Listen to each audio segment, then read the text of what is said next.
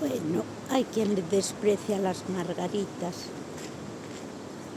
Y mirad qué campo más bonito. El arbolito está floreciendo y está el campo lleno de margaritas.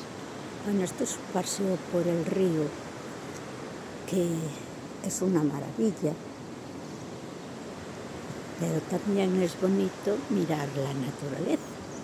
Margaritas, un montón de ellas. Hay aquellas amarillitas, no sé cómo se llaman.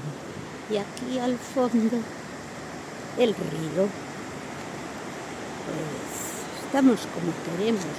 Hoy hace un día precioso, solecito, la gente viene paseando, los pajaritos cantan. Aquí otra florecita, que no sé cómo se llama tampoco.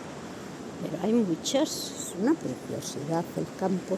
En la primavera, pues es una pucholada. Aquí más de las flores esas moraditas. A ver que las acerco, así se ve mejor. Y os hago otra visión del río y ya os dejo. El río Miño, que hoy bajó porque lleva unos días sin llover, y el puente del Milenio se llama este. Parece una gaviota.